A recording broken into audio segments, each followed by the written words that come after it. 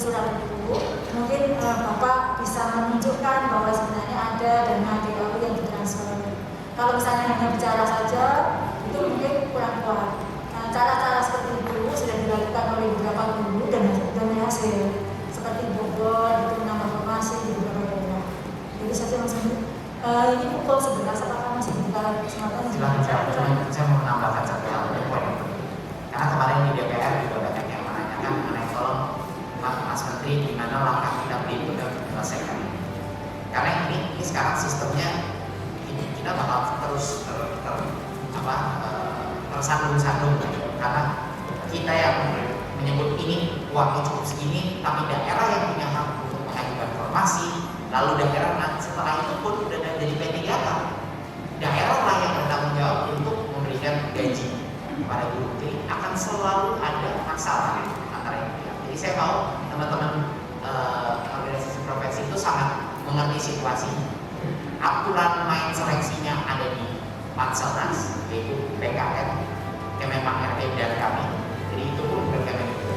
Formasinya yang ngajuin daerah, yang akhirnya isu tesnya kita, ya. Lalu nanti yang gaji mereka dan menandatangani SK daerah lagi. Pingpongan ini adalah sistem kita. Jadi kita mau teriak kemana, demonya kemana pun, sistem ini masih seperti ini sekarang. Ya, jadi bolak-balik.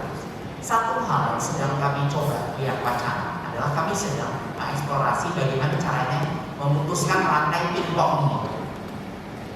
Dan salah satu beberapa ide yang kita diskusikan di DPR dan lain-lain adalah ini ada wacana, tapi saya nggak bisa jamin. Tapi ada wacana bisa formasi itu misalnya diajukan oleh pusat. Itu yang sedang kami coba koordinasi. Ya, kita melihat apa kemungkinan. Jadi saya ingin Bapak Ibu di sini tahu, kita ini tiap hari berjuang untuk ini. Bagaimana caranya kita bisa misalnya langsung mengisi formasi dan mengangkat tanpa perlu persetujuan masing-masing daerah. Ya, itu yang sedang kami eksplorasi. Belum tentu akan berhasil, tetapi saya ingin bercerita bahwa itu perjuangan kami setiap hari untuk melakukan.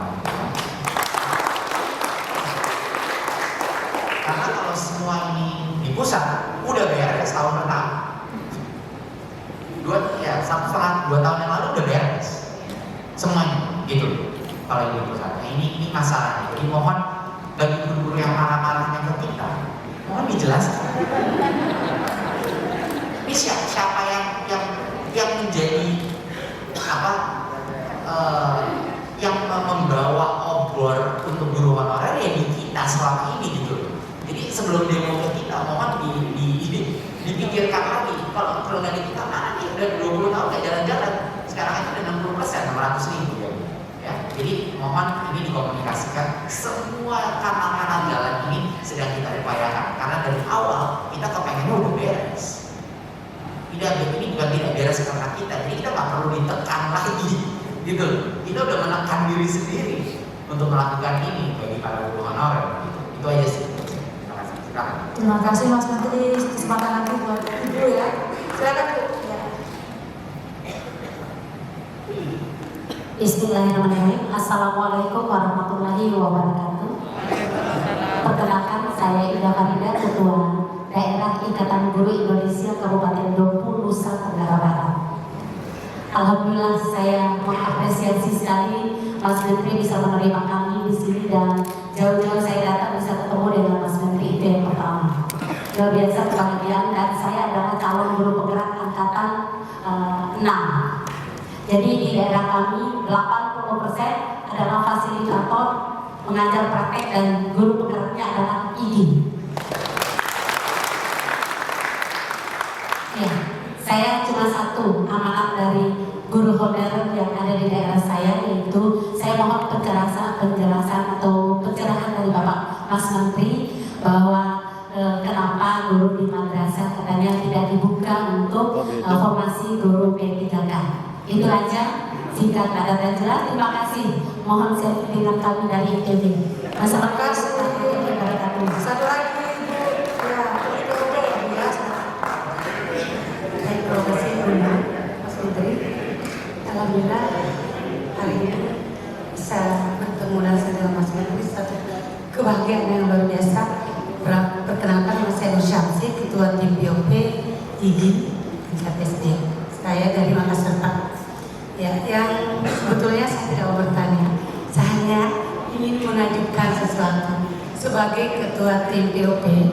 Ada kendala yang kami hadapi karena daerah sasaran IGI yang terlalu banyak, yaitu 25 daerah kabupaten kota untuk SMP dan 24 untuk SD, sementara anggarannya masih kurang, sehingga ada beberapa daerah yang terpaksa kami melakukan kegiatan pelatihan secara daring. Permintaan teman-teman dari daerah sasaran kalau memungkinkan semua nanti tahun 2023 kegiatan itu secara luring, otomatis itu dengan penambahan anggaran untuk kita. Terima kasih. Kami silakan Mas Menteri untuk menjawab lebih dulu. Oh, boleh. Papua satu sama satu lagi.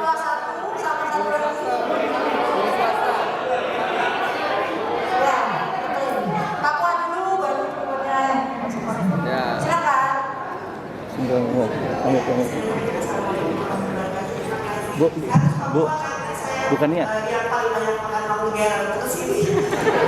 Dan juga maksudnya juga saya berdoa dari awal saya harus bicara seperti ini karena di kampung ada 3 hal. Satu adalah masalah komunikasi, kemudian pemerataan, kemudian yang ketiga itu buku, kualitas buku. Ya, masalah komunikasi adalah ketika saya 2017 menjadi ketua IGI wilayah Papua, IGI Fakfak saat itu, dan komunikasinya dengan Bupati maupun Gubernur Papua Barat satu, Bapak. Jadi yang menyedihkan adalah kepala dinas bisa ngomongin apa di sini itu tidak tahu nomor kontak kepala dinas kabupatennya, dan ini sangat menyedihkan karena saya berpikir bahwa saya guru SMA, seorang kepala dinas pendidikan provinsi yang menangani pendidikan menengah itu harus mengerti dari pendidikan dasar. Jadi ada keterputusan komunikasi di situ.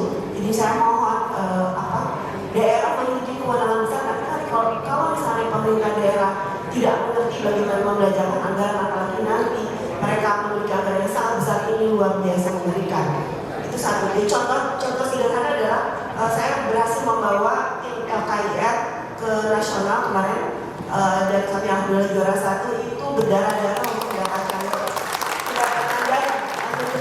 Alasannya adalah tidak ada anggaran. Yang menyedihkan lagi, mereka mampu mendatangkan artis bermiliar-miliar, tapi untuk membiayai kami itu nol. Itu satu, komunikasi. Terus yang kedua adalah pemerataan.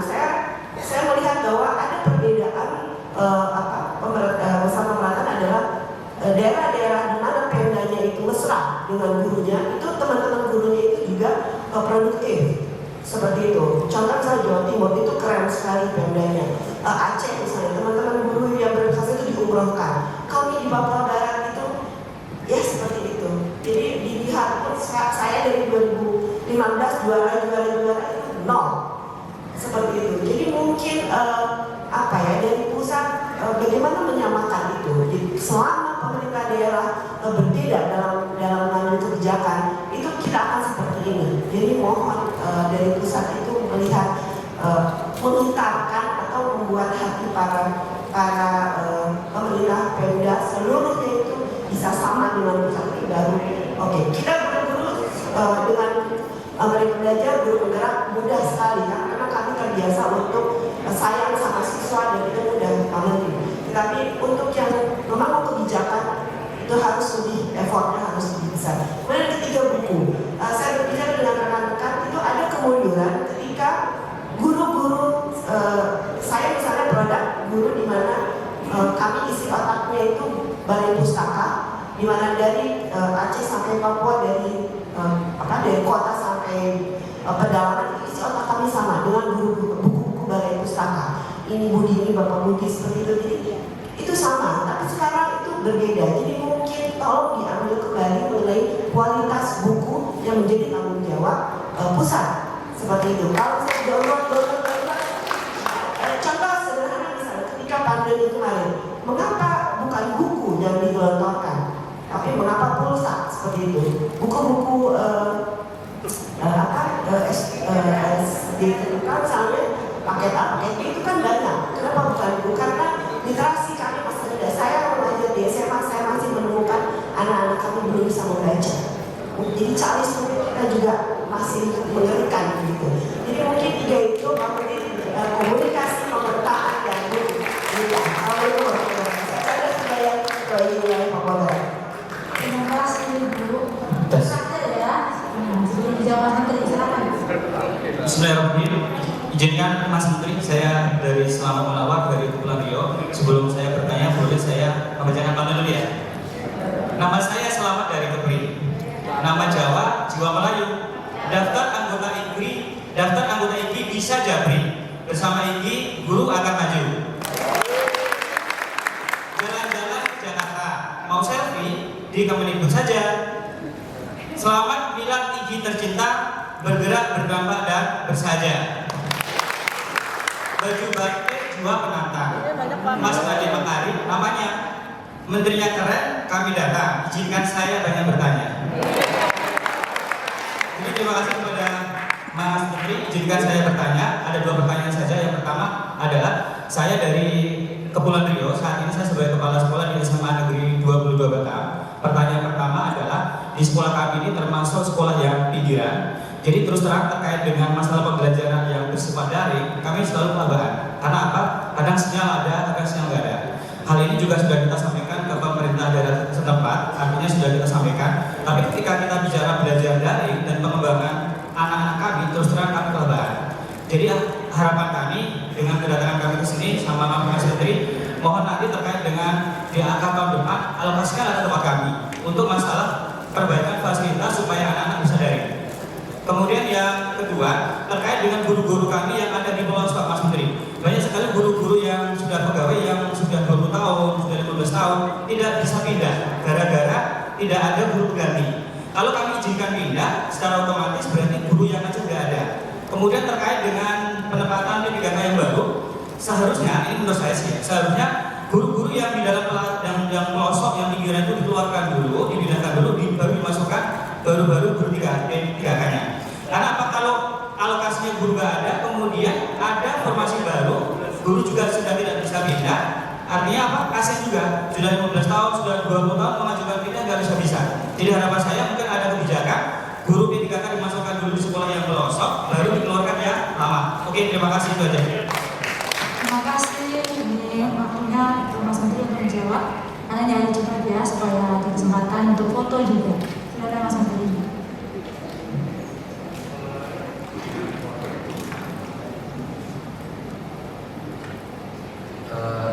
Ya, nanti masalah yang madrasah P3K itu mengenai POP anggaran turun itu bukan cuma POP aja, semuanya anggaran turun. Semua program guru penggerak turun, program guru merdeka, implementasi turun, semuanya turun Bu. Jadi bukan cuma POP. Ya, jadi mohon maaf itu kita dipotong dari pusat.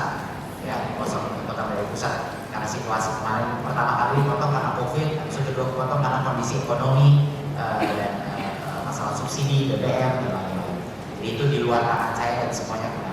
Jadi kalau minta anggaran tambahan sekarang aja Kemdikbudristek defisit masih kurang 10 triliun dari target kita tahun depan. Ya, jadi benar-benar nggak bisa diapa-apain masalah anggaran. Karena kami pun untuk semua program prioritas kita terpaksa terpukul. Jadi mohon maaf, tapi itu realitanya kondisi ekonomi dunia sedang sangat tidak pasti ya, inflasi dan lain-lain. Iya, saya simpati sama berbagai macam perjuangan Bapak Ibu di daerah susah mendapatkan dana dari daerah, dan itu adalah hal-hal yang selalu kita coba kerjakan. Tapi kami kan punya otoritas hanya di beberapa area, misalnya DHK, ya kan, BOS, DHK fisik itu bisa kami dukung, tapi di luar situ memang prerogatifnya ada di Pemda.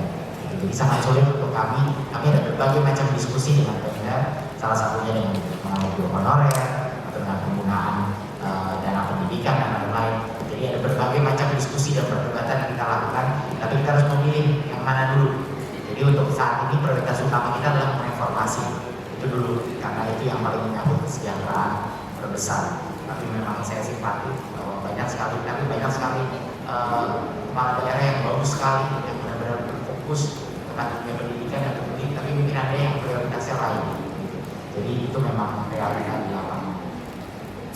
Saya sangat mengerti isu di Papua, dan itu memang itu pertama kali kita mendengar. Kami sudah sering sekali mendengar berbagai macam isu. Kami terus mencoba berkoordinasi dengan berbagai instansi pemerintah daerah di situ, tapi memang sulit ya dengan kondisi otonomi khusus dan lain-lain itu lebih sulit untuk melakukan implementasi dan koordinasi dari pusat. Jadinya itu memang hal yang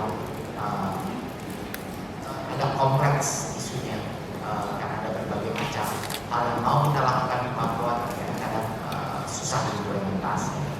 Masalah buku ini salah satu effort terbesar kita adalah meningkatkan kualitas dan juga kuantitas buku.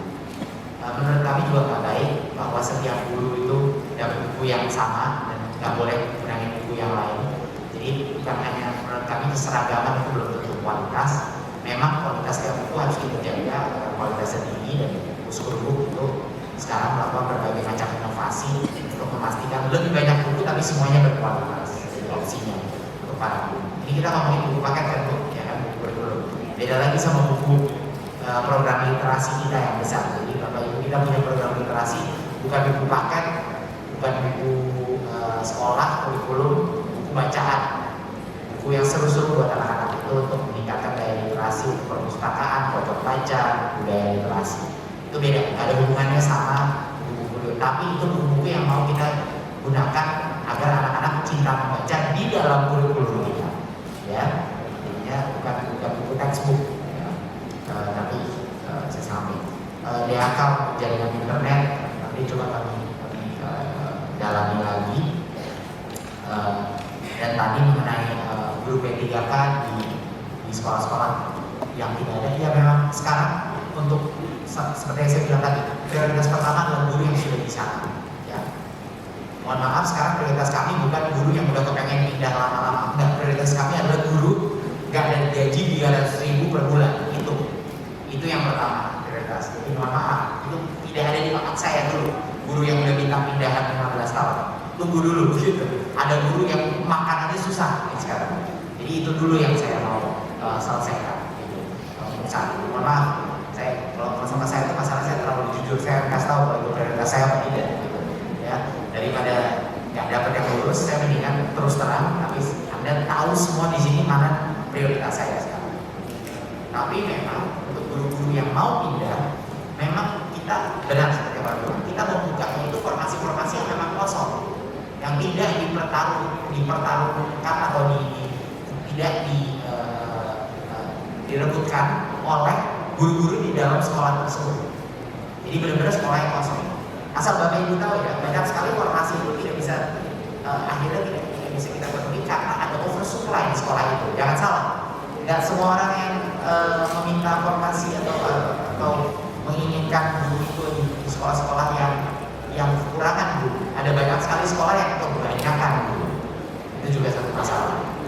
Tapi udah jelas, misalnya guru-guru swasta dan lain-lain, itu mereka di ronde fase ketiga itu akan bisa memilih berbagai macam posisi yang sekarang tidak direbutkan oleh guru-guru dari sekolah tersebut. Itu benar-benar net mereka kekurangan.